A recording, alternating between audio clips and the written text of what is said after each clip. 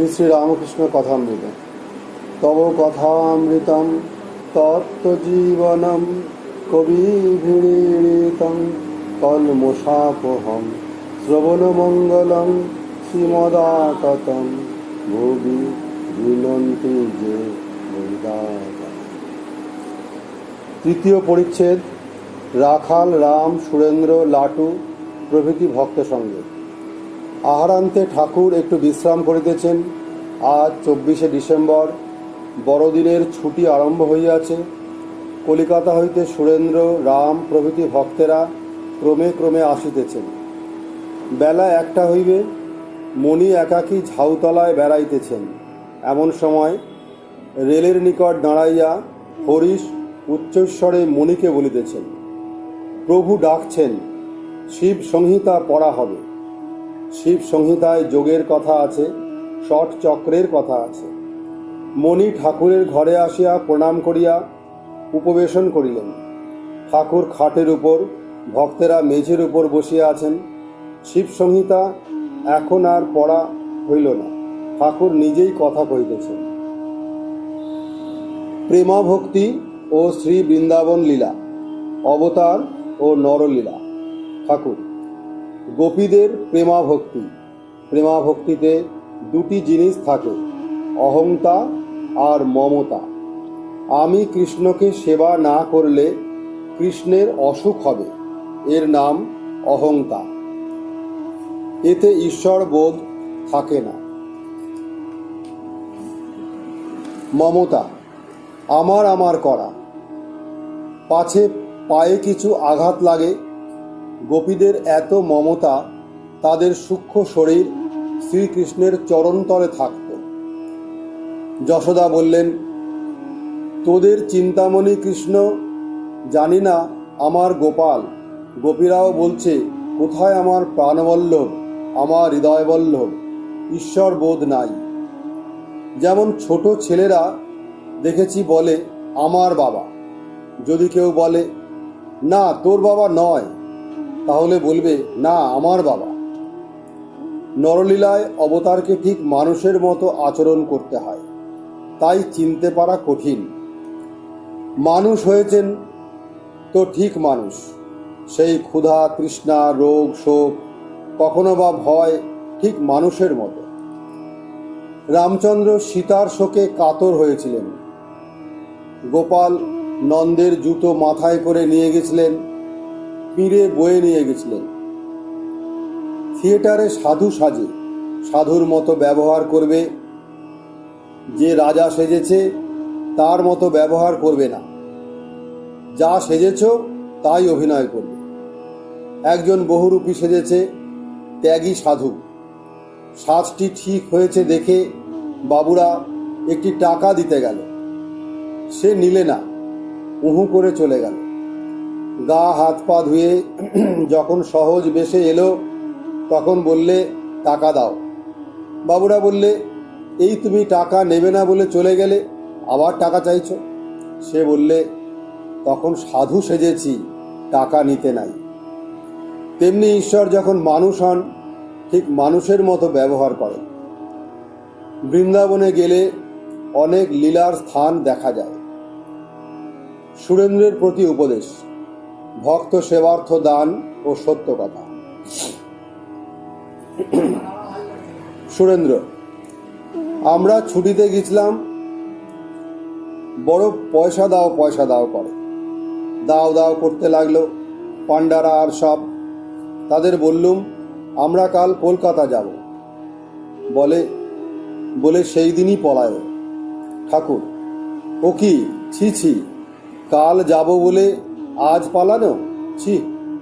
সুরেন্দ্র লজ্জিত হইয়া, বনের মধ্যে মাঝে মাঝে বাবাজিদের দেখেছিলাম, নির্জনে বসে সাধন ভজন করছে। ঠাকুর: বাবাজিদের কিছু দিলে?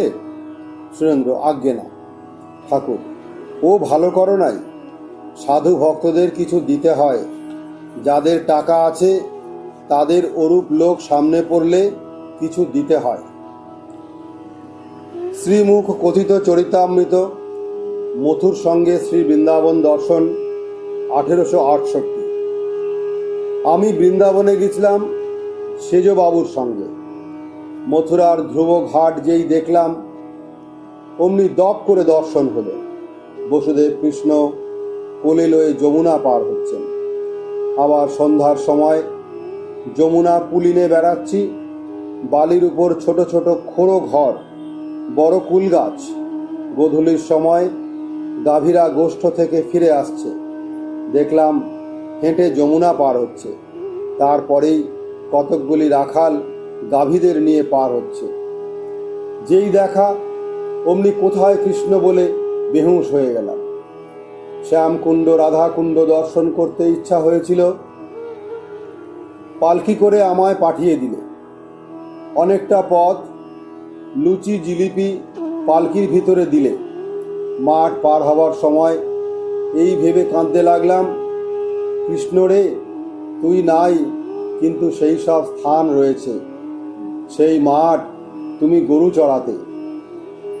হৃদে রাস্তায় সঙ্গে সঙ্গে পেছনে আসছিলে। আমি চোখের জলে ভাসতে লাগলাম। বিয়ারাদের দাঁড়াতে বলতে পারলাম না।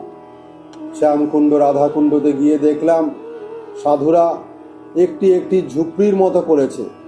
তার ভিতরে পিছনে ফিরে সাধন ভজন করছে, পাছে লোকের উপর দৃষ্টিপাত হয়।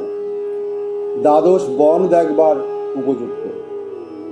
বঙ্কুবিহারীকে দেখে ভাব হয়েছিল, আমি তাকে ধরতে গেছিলাম। গোবিন্দজিকে দুইবার দেখতে চাইলাম না। মথুরায় গিয়ে রাখাল কৃষ্ণকে স্বপন দেখেছিলাম। হৃদে ও সেজবাবুও দেখেছিল। দেবী ভক্ত শ্রীযুক্ত সুরেন্দ্র, যোগ ও ভোগ। তোমাদের যোগও আছে, ভোগও আছে। ব্রহ্মর্ষি, দেবর্ষি, রাজর্ষি। ব্রহ্মর্ষি যেমন সুখদেব, একখানি বইও কাছে নাই। দেবর্ষি যেমন নারদ। রাজর্ষি জনক, নিষ্কাম কর্ম করে। দেবী ভক্ত ধর্ম মোক্ষ দুই পায়, আবার অর্থ কামও ভোগ করে। তোমাকে একদিন দেবীপুত্র দেখেছিলাম। তোমার দুই আছে, যোগ আর ভোগ। না হলে তোমার চেহারা শুষ্ক হতো। ঘাটে ঠাকুরের দেবীভক্ত দর্শন, নবীন নিয়োগীর যোগ ও ভোগ। সর্বত্যাগীর চেহারা শুষ্ক। একজন দেবী ভক্তকে ঘাটে দেখেছিলাম, নিজে খাচ্ছে আর সেই সঙ্গে দেবী পূজা করছে, সন্তান ভাব। তবে বেশি টাকা হওয়া ভালো নয়। যদু মল্লিককে এখন দেখলাম ডুবে গেছে। বেশি টাকা হয়েছে কিনা। নবীন নিয়োগী, তারও যোগ ও ভোগ দুই আছে। দুর্গা পূজার সময় দেখি বাপ বেটা দুজনেই চামর করছে। সুরেন্দ্র, আগে ধ্যান হয় না কেন? ঠাকুর, স্মরণ মনন তো আছে। সুরেন্দ্র, আগে মা মা বলে ঘুমিয়ে পড়ি। ঠাকুর, খুব ভালো, স্মরণ মনন থাকলেই হলো। ঠাকুর সুরেন্দ্রের ভার লইয়াছেন, আর তাহার ভাবনা কি? চতুর্থ পরিচ্ছেদ। ঠাকুর শ্রীরামকৃষ্ণ ও যোগ শিক্ষা, শিব সংহিতা। সন্ধ্যার পর ঠাকুর ভক্ত সঙ্গে বসিয়া আছেন। মণি ও ভক্তদের সহিত মেঝেতে বসিয়া আছেন। যোগের বিষয়, ষট চক্রের বিষয় কথা কহিতেছেন। শিব সংহিতায় সেই সকল কথা আছে। ঠাকুর, ইরা, পিঙ্গলা, সুষুম্না। সুষুম্নার ভিতর সব পদ্ম আছে, চিন্ময়। যেমন মোমের গাছ, ডাল, পালা, ফল সব মোমে। মূলাধার পদ্মে কুলকুণ্ডলিনী শক্তি আছে। চতুর্দল পদ্ম, যিনি আদ্যাশক্তি, তিনি সকলের দেহে কুলকুণ্ডলিনী রূপে আছেন। যেমন ঘুমন্ত সাপ কুণ্ডলী পাকিয়ে রয়েছে। প্রসুপ্ত ভুজ গাকারা আধার পদ্মবাসিনী। মনির প্রতি ভক্তিযোগে কুলকুণ্ডলিনী শীঘ্র জাগ্রত হয়, কিন্তু ইনি জাগ্রত না হলে ভগবান দর্শন হয় না। গান করে করে একাগ্রতার সহিত গাইবে, নির্জনে গোপনে। জাগো মা কুলকুণ্ডলিনী, তুমি নিত্যানন্দ স্বরূপিণী, প্রসক্ত ভুজগাকারা আধার পদ্মবাসিনী। গানে রামপ্রসাদ সিদ্ধ, ব্যাকুল হয়ে গান গাইলে ঈশ্বর দর্শন হয়। মণি: আজ্ঞে, এসব একবার করলে মনের খেদ মিটে যায়। ঠাকুর: আহা, খেদ মেটেই বটে। যোগের বিষয় গোটা কতক মোটামুটি তোমায় বলে দিতে হবে। গুরুই সব করেন, সাধনা ও সিদ্ধি নরেন্দ্র শতসিদ্ধ। কি জানো, ডিমের ভিতর ছানা বড় না হলে পাখি ঠোকরায় না, সময় হলেই পাখি ডিম ফুটোয়। তবে একটু সাধনা করা দরকার। গুরুই সব করেন, তবে শেষটা একটু সাধনা করিয়ে লন। বড় গাছ কাটবার সময় প্রায় সবটা কাটা হলে পর একটু সরে দাঁড়াতে হয়, তারপর গাছটা মরমর করে আপনিই ভেঙে পড়ে। যখন খাল কেটে জল আনে আর একটু কাটলেই নদীর সঙ্গে যোগ হয়ে যাবে, তখন যে কাটে সে সরে দাঁড়ায়, তখন মাটিটা ভিজে আপনিই পড়ে যায় আর নদীর জল হুড়হুড় করে খালে আসে।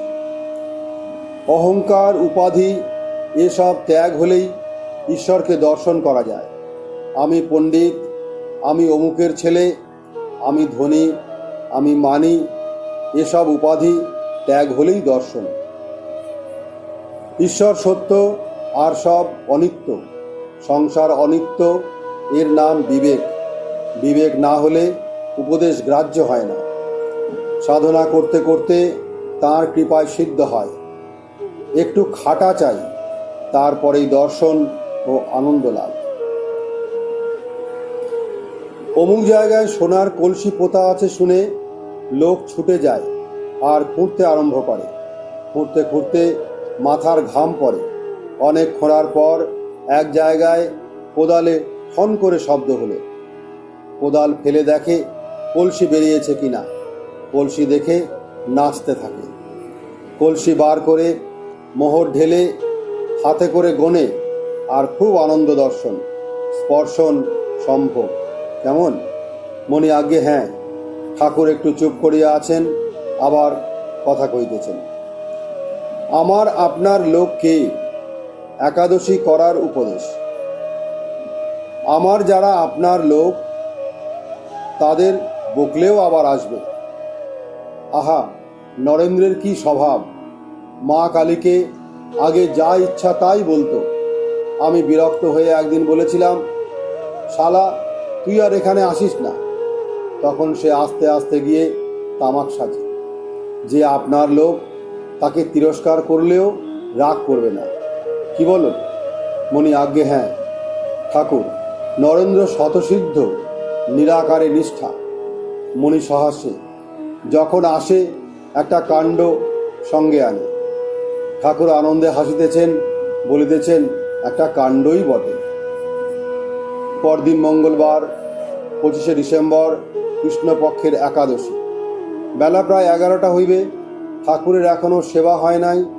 মণি ও রাখালাদি ভক্তেরা ঠাকুরের ঘরে বসিয়া আছেন।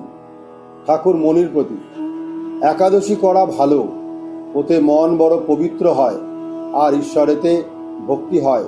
কেমন? মণি: আজ্ঞে, হ্যাঁ। ঠাকুর: খই দুধ খাবে কেমন? নবম খণ্ড, দক্ষিণেশ্বর মন্দিরে রাখাল প্রভৃতি ভক্ত সঙ্গে। খই খেতে পারে, কিন্তু চাল জাতীয় কিছু খাওয়া যায়।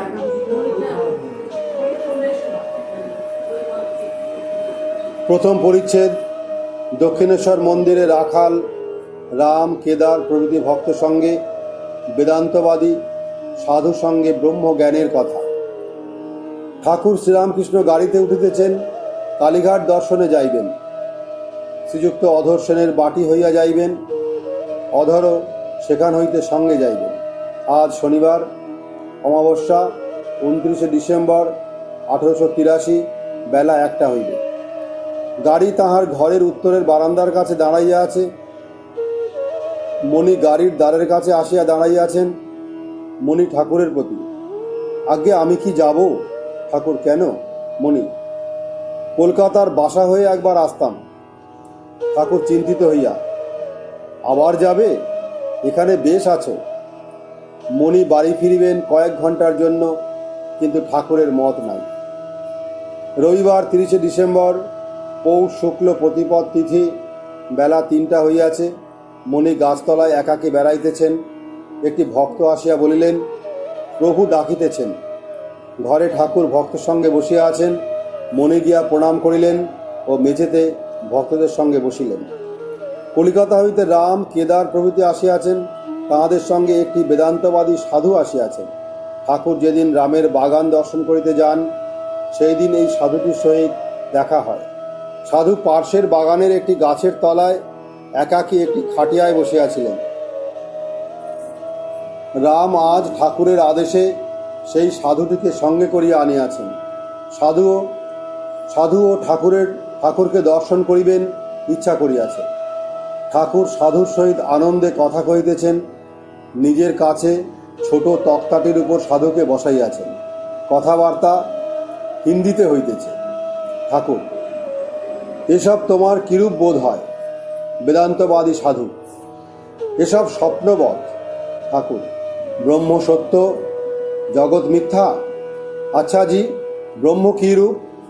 সাধু, শব্দই ব্রহ্ম, অনাহত শব্দ। ঠাকুর, কিন্তু জি শব্দের প্রতিপাদ্য একটি আছেন, কেমন? সাধু, বাচ্য ওই হ্যায়, বাচক ওই হ্যায়। বাচ্য বাচক ভেদেন তমেব পরমেশ্বর। অধ্যাত্ম রামায়ণ। এই কথা শুনিতে শুনিতে ঠাকুর সমাধিস্থ হইলেন। স্থির চিত্রার্পিতের ন্যায় বসিয়া আছেন। সাধু ও ভক্তেরা অবাক হইয়া ঠাকুরের এই সমাধি অবস্থা দেখিতেছেন। কেদার সাধুকে বলিতেছেন, এই দেখো জি, ইসকো সমাধি বলতা হয়। সাধু গ্রন্থেই সমাধির কথা পড়িয়াছেন, সমাধি কখনো দেখেন নাই। ঠাকুর একটু একটু প্রকৃতিস্থ হইতেছেন ও জগন্মাতার সহিত কথা কইতেছেন। বলিতেছেন, মা ভালো হব, বেহুশ করিস নে। সাধুর সঙ্গে সচ্চিদানন্দের কথা কব। মা, সচ্চিদানন্দের কথা নিয়ে বিলাস করব। সাধু অবাক হইয়া দেখিতেছেন ও এই সকল কথা শুনিতেছেন। এইবার ঠাকুর সাধুর সহিত কথা কইতেছেন। বলিতেছেন, আব সোহং উড়ায় দেও, আব হাম তোম বিলাস, অর্থাৎ সোহং সেই আমি, উড়ায় দাও এখন আমি তুমি। যতক্ষণ আমি তুমি রয়েছে ততক্ষণ মাও আছেন। এসো, তাকে নিয়ে আনন্দ করা যাক। এই কথাকে ঠাকুর বলিতেছেন। কিছুক্ষণ কথাবার্তার পর ঠাকুর পঞ্চবটী মধ্যে বেড়াইতেছেন, সঙ্গে রাম, কেদার, মাস্টার প্রভৃতি। শ্রীরামকৃষ্ণের কেদারের প্রতি উপদেশ, সংসার ত্যাগ। ঠাকুর সহাস্যে, সাধুটিকে কিরকম দেখলে? কেদার, শুষ্ক জ্ঞান, সবে হাঁড়ি চড়েছে, এখনো চাল চড়ে নাই। ঠাকুর, তা বটে, কিন্তু ত্যাগী। সংসার যে ত্যাগ করেছে সে অনেকটা এগিয়েছে। সাধুটি প্রবর্তকের ঘর, তাকে লাভ না করলে কিছুই হলো না। যখন তার প্রেমে মত্ত হওয়া যায় আর কিছুই ভালো লাগে না, তখন যতনে হৃদয়ে রেখো আদরিণী শ্যামা মাকে। মন, তুই দেখ আর আমি দেখি, আর যেন কেউ নাহি দেখে। ঠাকুরের ভাবে কেদার একটি গান বলিতেছেন। মনের কথা কইব কি সই, কইতে মানা, দরদি নইলে প্রাণ বাঁচে না। মনের মানুষ হয় যে জনা, ও তার নয়নেতে যায়গো চেনা। ও সেই দু এক জনা ভাবে ভাসে, রসে ডোবে, ও সে উজান পথে করে আনাগোনা। ভাবের মানুষ। ঠাকুর নিজের ঘরে ফিরিতেছেন। 4টা বাজিয়াছে। মা কালীর ঘর খোলা হইয়াছে। ঠাকুর সাধুকে সঙ্গে করিয়া মা কালীর ঘরে যাইতেছেন। মণি সঙ্গে আছেন। কালীঘরে প্রবেশ করিয়া ঠাকুর ভক্তিভরে মাকে প্রণাম করিতেছেন। সাধুও হাত জোর করিয়া মাথা নোয়াইয়া মাকে পুনঃ পুনঃ প্রণাম করিলেন। ঠাকুর: কেমন জি দর্শন? সাধু ভক্তি ভরে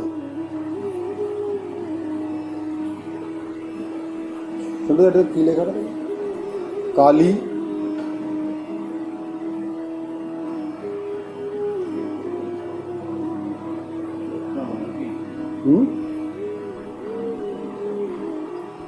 কালী কি হ্যায়?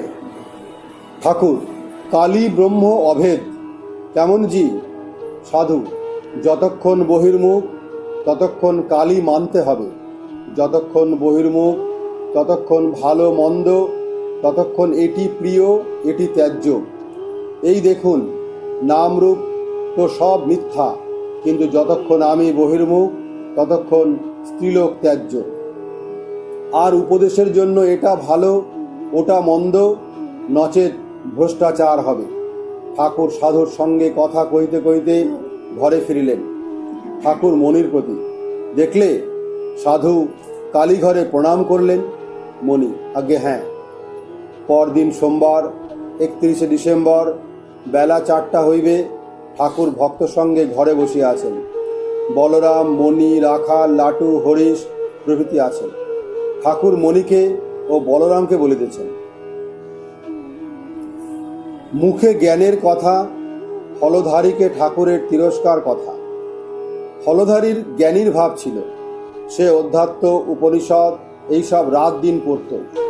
এদিকে সাকার কথায় মুখ বেঁকাত। আমি যখন কাঙালিদের পাতে একটু একটু খেলাম, তখন বললে, তোর ছেলেদের বিয়ে কেমন করে হবে? আমি বললাম, তবে রে শালা, আমার আবার ছেলে পিলে হবে? তোর গীতা বেদান্ত পড়ার মুখে আগুন। দেখো না, এদিকে বলছে জগৎ মিথ্যা, আবার বিষ্ণু ঘরে নাক সিঁটকে ধ্যান। সন্ধ্যা হইল। বলরামাদি ভক্তেরা কলিকাতায় চলিয়া গিয়াছেন। ঘরে ঠাকুর মার চিন্তা করিতেছেন। কিয়ৎক্ষণ পরে ঠাকুর বাড়িতে আরতির সুমধুর শব্দ শোনা যাইতে লাগিল। রাত্রি প্রায় 8টা হইয়াছে। ঠাকুর ভাবে সুমধুর স্বরে সুর করিয়া মার সহিত কথা কইতেছেন। মণি মেঝেতে বসিয়া আছেন। ঠাকুর শ্রীরামকৃষ্ণ ও বেদান্ত। ঠাকুর মধুর নাম উচ্চারণ করিতেছেন, হরি ওম হরি ওম হরি ওম। মাকে বলিতেছেন, ও মা, ব্রহ্মজ্ঞান দিয়ে বেহুশ করে রাখিস নে। ব্রহ্মজ্ঞান চাই না মা, আমি আনন্দ করব, বিলাস করব। আবার বলিতেছেন, বেদান্ত জানি না মা, জানতে চাই না মা। মা, তোকে পেলে বেদ বেদান্ত কত নিচে পড়ে থাকে। কৃষ্ণরে, তোরে বলবো, খারে নেরে বাপ। কৃষ্ণরে বলবো, তুই আমার জন্য দেহ ধারণ করে এসেছিস বাপ।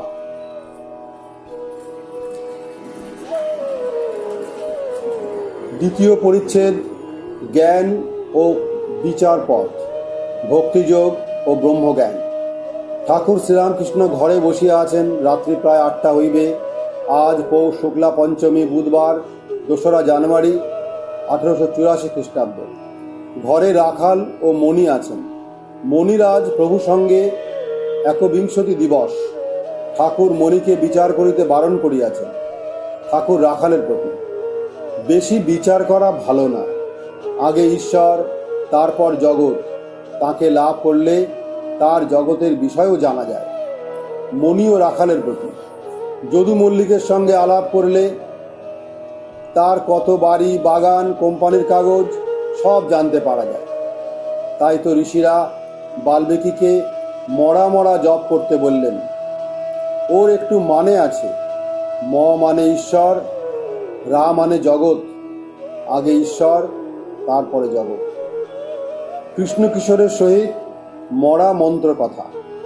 কৃষ্ণ কিশোর বলেছিল, মরা মরা শুদ্ধ মন্ত্র, ঋষি দিয়েছেন বলে। ম মানে ঈশ্বর, রা মানে জগৎ। তাই আগে বাল্মীকির মতো সব ত্যাগ করে নির্জনে গোপনে ব্যাকুল হয়ে কেঁদে কেঁদে ঈশ্বরকে ডাকতে হয়। আগে দরকার ঈশ্বর দর্শন, তারপর বিচার, শাস্ত্র জগৎ। ঠাকুরের রাস্তায় ক্রন্দন, মা বিচার বুদ্ধিতে বজ্রাঘাত দাও, 1868। মনের প্রতি, তাই তোমাকে বলছি আর বিচার করো না। আমি ঝাউতলা থেকে উঠে যাচ্ছিলাম ওই কথা বলতে। বেশি বিচার করলে শেষে হানি হয়, শেষে হাজরার মতো হয়ে যাবে। আমি রাত্রে একলা রাস্তায় কেঁদে কেঁদে বেড়াতাম আর বলেছিলাম, মা বিচার বুদ্ধিতে বজ্রাঘাত দাও। বলো আর বিচার করবে না? মনি, আজ্ঞে না। ঠাকুর, ভক্তিতেই সব পাওয়া যায়। যারা ব্রহ্মজ্ঞান চায়, যদি ভক্তির রাস্তা ধরে থাকে, তারা ব্রহ্মজ্ঞানও পাবে। তার দয়া থাকলে কি জ্ঞানের অভাব থাকে? ও দেশে ধান মাপে যেই রাস ফুরোয়, অমনি একজন রাস ঠেলে দেয়। মা জ্ঞানের রাস ঠেলে দেন। পদ্মলোচনের ঠাকুরের প্রতি ভক্তি, পঞ্চবটিতে সাধনকালে প্রার্থনা। তাকে লাভ করলে পণ্ডিতদের খড়কুটো বোধ হয়। পদ্মলোচন বলেছিল, তোমার সঙ্গে কৈবর্তের বাড়িতে সভায় যাব। তার আর কি, তোমার সঙ্গে হাঁড়ির বাড়ি গিয়ে খেতে পারি। ভক্তি দ্বারাই সব পাওয়া যায়। তাকে ভালোবাসতে পারলে আর কিছুরই অভাব থাকে না। ভগবতীর কাছে কার্তিক আর গণেশ বসেছিলেন। তার গলায় মণিময় রত্নমালা। মা বললেন, যে ব্রহ্মাণ্ড আগে প্রদক্ষিণ করে আসতে পারবে তাকে এই মালা দিব। কার্তিক তৎক্ষণাৎ ক্ষণবিলম্ব না করে ময়ূর চড়ে বেরিয়ে গেলেন। গণেশ আস্তে আস্তে মাকে প্রদক্ষিণ করে প্রণাম করলেন। গণেশ জানে মার ভিতরেই ব্রহ্মাণ্ড। মা প্রসন্না হয়ে গণেশের গলায় হার পরিয়ে দিলেন। অনেকক্ষণ পরে কার্তিক এসে দেখে যে দাদা হার পরে বসে আছে। মাকে কেঁদে কেঁদে আমি বলেছিলাম, মা বেদ বেদান্তে কি আছে আমায় জানিয়ে দাও, পুরাণতন্ত্রে কি আছে আমায় জানিয়ে দাও। তিনি একে একে আমায় সব জানিয়ে দিয়েছেন। তিনি আমাকে সব জানিয়ে দিয়েছেন, কত সব দেখিয়ে দিয়েছেন। সাধনকালে ঠাকুরের দর্শন, শিব শক্তি, নৃমুণ্ডস্তূপ, গুরু কর্ণধার, সচ্চিদানন্দ সাগর। একদিন দেখালেন চতুর্দিকে শিব আর শক্তি, শিব শক্তির রমণ। মানুষ, জীবজন্তু, তরুলতা সকলের ভিতরেই সেই শিব আর শক্তি, পুরুষ আর প্রকৃতি, এদের রমণ। আর একদিন দেখালেন নৃমুণ্ড স্তূপাকার, পর্বতাকার, আর কিছুই নাই, আমি তার মধ্যে একলা বসে। আর একবার দেখালেন মহাসমুদ্র, আমি লবণ পুত্তলিকা হয়ে মাপতে যাচ্ছি। মাপতে গিয়ে গুরুর কৃপায় পাথর হয়ে গেল। দেখলাম জাহাজ একখানা, অমনি উঠে পড়লাম। গুরু কর্ণধার। মনির প্রতি, সচ্চিদানন্দ গুরুকে রোজ তো সকালে ডাকো? মনি, আজ্ঞে হ্যাঁ। ঠাকুর, গুরু কর্ণধার। তখন দেখছি আমি একটি, তুমি একটি, আবার লাভ দিয়ে পড়ে মিন হলাম। সচ্চিদানন্দ সাগরে আনন্দে বেড়াচ্ছি দেখলাম। এসব অতি গুহ্য কথা, বিচার করে কি বুঝবে? তিনি যখন দেখিয়ে দেন সব পাওয়া যায়, কিছুরই অভাব থাকে না। তৃতীয় পরিচ্ছেদ, সাধনকালে বেলতলায় ধ্যান, 1859 থেকে 61। কামিনী কাঞ্চন ত্যাগ, শ্রীরামকৃষ্ণের জন্মভূমি গমন, রঘুবীরের জমি রেজিস্ট্রি, 1878 থেকে 80। ঠাকুরের মধ্যাহ্ন সেবা হইয়াছে। বেলা প্রায় 1টা। শনিবার 5ই জানুয়ারি। মণিরাজ প্রভু সঙ্গে ত্রয়োবিংশতি দিবস। মণি আহারান্তে নহবতে ছিলেন। হঠাৎ শুনিলেন কে তাহার নাম ধরিয়া 3-4 বার ডাকিলেন। বাহিরে আসিয়া দেখিলেন ঠাকুরের ঘরের উত্তরের লম্বা বারান্দা হইতে ঠাকুর শ্রীরামকৃষ্ণ তাহাকে ডাকিতেছেন। মণি আসিয়া তাহাকে প্রণাম করিলেন। দক্ষিণের বারান্দায় ঠাকুর মণির সহিত বসিয়া কথা কইতেছেন। ঠাকুর, তোমরা কিরকম ধ্যান করো? আমি বেলতলায় স্পষ্ট নানা রূপ দর্শন করতাম। একদিন দেখলাম সামনে টাকা, শাল, একশরা সন্দেশ, 2 মেয়ে মানুষ। মনকে জিজ্ঞাসা করলাম, মন, তুই এসব কিছু চাস? সন্দেশ দেখলাম গু, মেয়েদের মধ্যে একজনের ফাঁদি নথ, তাদের ভেতর বাহির সব দেখতে পাচ্ছি, নারী ভুঁড়ি, মল মূত্র, হাড় মাংস রক্ত। মন কিছুই চাইলে না, তার পাদপদ্মেতেই মন রহিল। নিক্তির নিচের কাঁটা আর উপরের কাঁটা, মন সেই নিচের কাঁটা, পাছে উপরের কাঁটা, অর্থাৎ ঈশ্বর থেকে মন বিমুখ হয়, সদাই আতঙ্ক। একজন আবার শুল হাতে সদাই কাছে বসে থাকত, ভয় দেখালে নিচের কাঁটা উপরের কাঁটা থেকে তফাৎ হলেই এর বাড়ি মারব। কিন্তু কামিনী কাঞ্চন ত্যাগ না হলে হবে না। আমি 3 ত্যাগ করেছিলাম, জমিন, জরু, টাকা। ভিক্ষু সৌবর্ণাদীনাং নৈব পরিগ্রহেত, যস্মাদ ভিক্ষুর হিরণ্যং রসেন দৃষ্টং চ স ব্রহ্মহা ভবেত। যস্মাদ ভিক্ষুর হিরণ্যং রসেন স্পৃষ্টং চ স পৌলকশ ভবেত। যস্মাদ ভিক্ষুর হিরণ্যং রসেন গ্রাহ্যং চ স আত্মহা ভবেত। তস্মাদ ভিক্ষুর হিরণ্যং রসেন ন দৃষ্টঞ্চ স্পৃষ্টঞ্চ ন গ্রাহ্যঞ্চ। পরমহংস উপনিষদ। রঘুবীরের নামের জমি ওদেশে রেজিস্ট্রি করতে গেছিলাম, আমায় সই করতে বললে, আমি সই করলুম না। আমার জমি বলে তো বোধ নাই। কেশব সেনের গুরু বলে খুব আদর করেছিল, আম এনে দিলে, তা বাড়ি নিয়ে যাবার জো নাই, সন্ন্যাসীর সঞ্চয় করতে নাই। ত্যাগ না হলে কেমন করে তাকে লাভ করা যাবে? যদি একটা জিনিসের পর আর একটা জিনিস থাকে, তাহলে প্রথম জিনিসটাকে না সরালে কেমন করে আর একটা জিনিস পাবে? নিষ্কাম হয়ে তাকে ডাকতে হয়, তবে সকাম ভজন করতে করতে নিষ্কাম হয়। ধ্রুব রাজ্যের জন্য তপস্যা করেছিলেন, কিন্তু ভগবানকে পেয়েছিলেন। বলেছিলেন, যদি কাঁচ কুড়ুতে এসে কেউ কাঞ্চন পায়, তা ছাড়বে কেন? দয়া দানাদি ও ঠাকুর শ্রীরামকৃষ্ণ, চৈতন্যদেবের দান। সত্যগুণ এলে তবে তাকে লাভ করা যায়। দানাদি কর্ম সংসারী লোকের প্রায় সকামই হয়, সে ভালো না। তবে নিষ্কাম করলে ভালো, কিন্তু নিষ্কাম করা বড় কঠিন। সাক্ষাৎকার হলে ঈশ্বরের কাছে কি প্রার্থনা করবে? যে আমি কতকগুলো পুকুর, রাস্তা ঘাট, ডিসপেন্সারি, হাসপাতাল এইসব করব? ঠাকুর আমায় বর দাও। তাঁর সাক্ষাৎকার হলে ওসব বাসনা এক পাশে পড়ে থাকে। তবে দয়ার কাজ, দানাদি কাজ কি কিছু করবে না? তা নয়। সামনে দুঃখ কষ্ট দেখলে টাকা থাকলে দেওয়া উচিত। জ্ঞানী বলে, দে রে দে রে, এরে কিছু দে। তা না হলে আমি কি করতে পারি?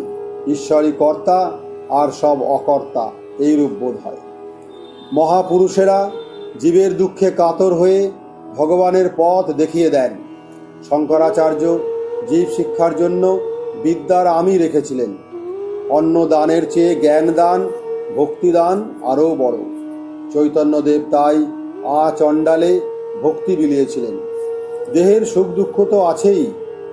এখানে আম খেতে এসেছ, আম খেয়ে যাও। জ্ঞান ভক্তি প্রয়োজন।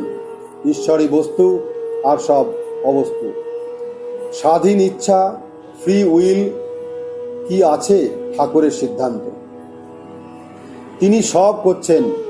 যদি বলো তাহলে লোকে পাপ করতে পারে, তা নয়। যার ঠিক বোধ হয়েছে ঈশ্বর কর্তা আর আমি অকর্তা, তার আর বেতালে পা পড়ে না। ইংলিশম্যানরা যাকে স্বাধীন ইচ্ছা, ফ্রি উইল বলে, সেই স্বাধীন ইচ্ছাবোধ তিনিই দিয়ে রাখেন। যারা তাকে লাভ করে নাই, তাদের ভিতর ওই স্বাধীন ইচ্ছাবোধ না দিলে পাপের বৃদ্ধি হতো। নিজের দোষে পাপ করছি এ বোধ যদি তিনি না দিতেন, তাহলে পাপের আরও বৃদ্ধি হতো। যারা তাকে লাভ করেছে তারা জানে, দেখতেই স্বাধীন ইচ্ছা, বস্তুত তিনিই যন্ত্রী, আমি যন্ত্র। তিনি ইঞ্জিনিয়ার, আমি গাড়ি। চতুর্থ পরিচ্ছেদ।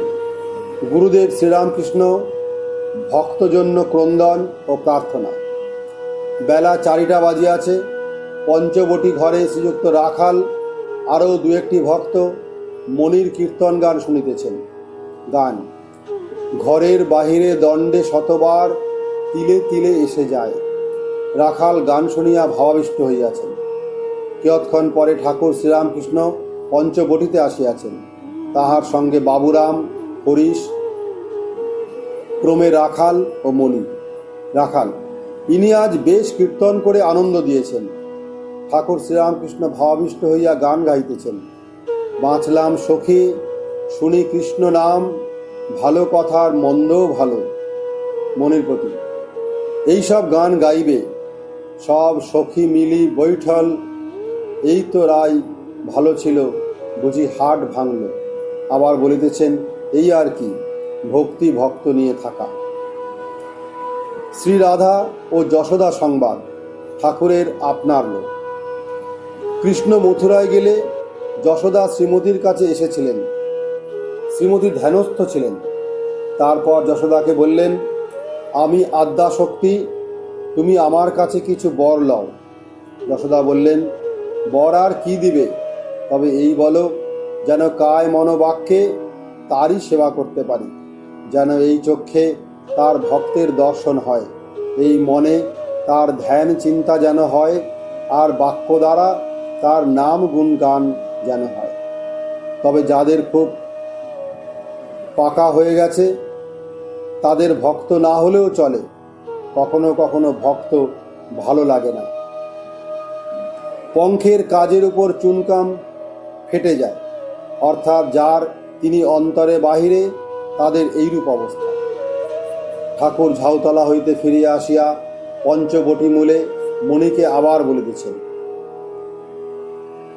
তোমার মেয়ে সুর এইরকম গান অভ্যাস করতে পারো?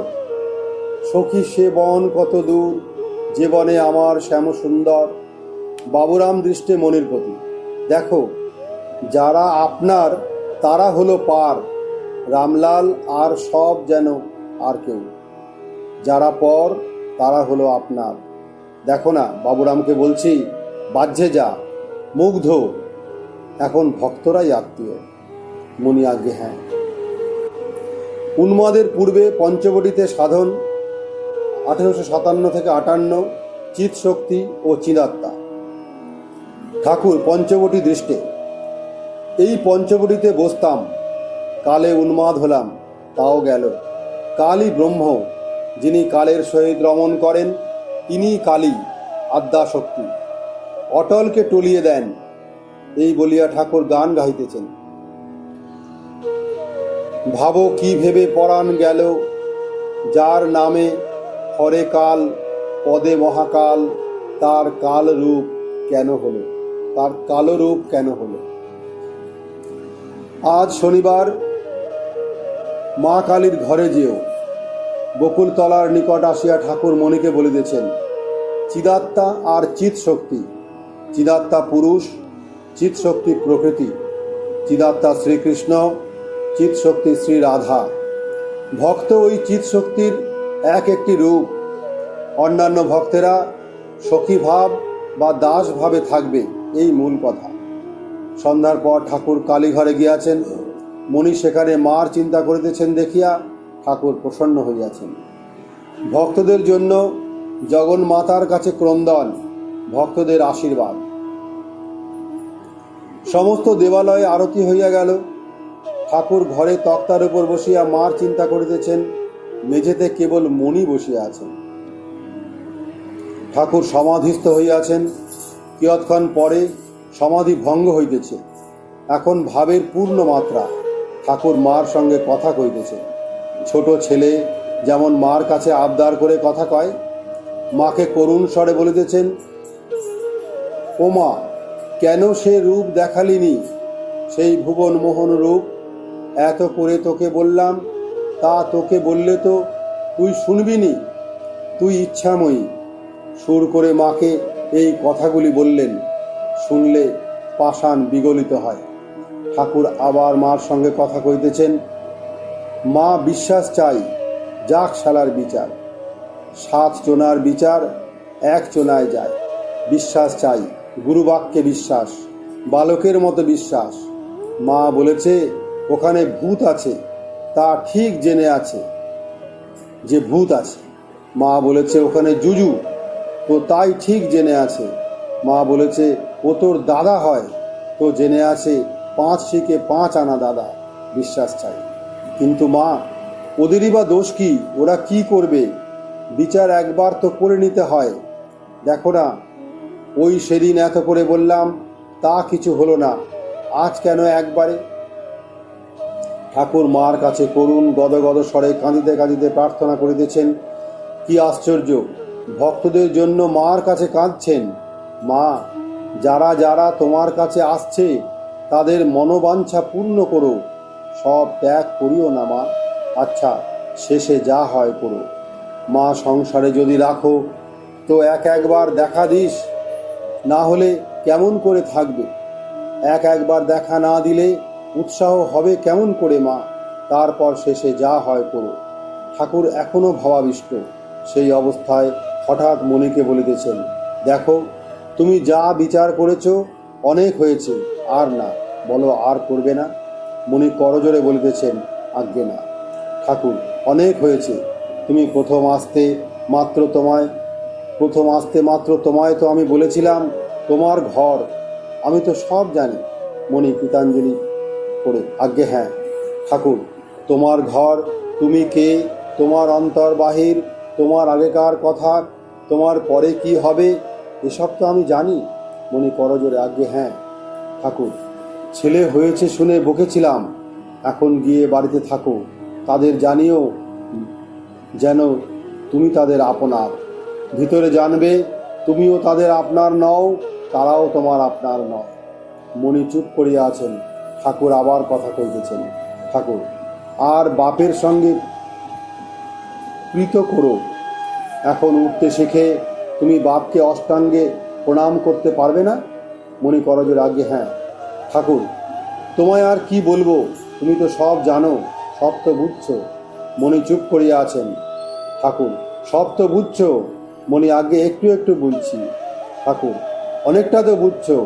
রাখাল যে এখানে আছে, ওর বাপ সন্তুষ্ট আছে। মণি হাত জোর করিয়া চুপ করিয়া আছেন।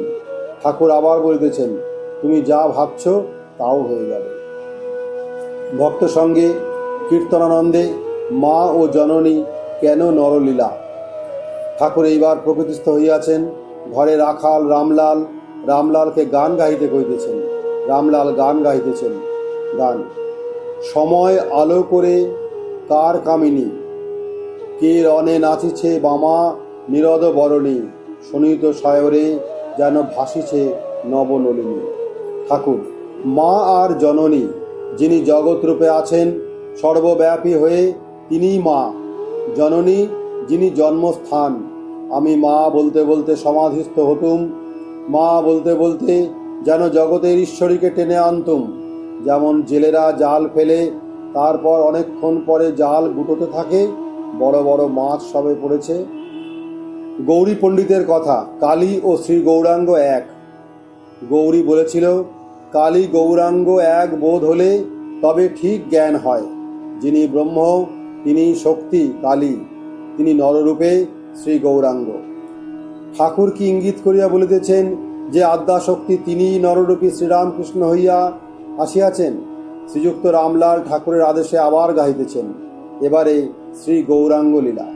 গান, কি দেখিলাম রে কেশব ভারতীর কুটিরে, অপরূপ জ্যোতি শ্রী গৌরাঙ্গ মূরতি, দু নয়নে প্রেম বহে শতধারে। গান, গৌর প্রেমের ঢেউ লেগেছে গায়ে। ঠাকুর মনের প্রতি, যারই নিত্য তারই লীলা, ভক্তের জন্য লীলা। তাকে নবরূপে দেখতে পেলে তবে তো ভক্তেরা ভালোবাসতে পারবে, তবেই ভাই ভগিনী বাপ মা সন্তানের মতো স্নেহ করতে পারবে। তিনি ভক্তের ভালোবাসার জন্য ছোটটি হয়ে লীলা করতে আসেন।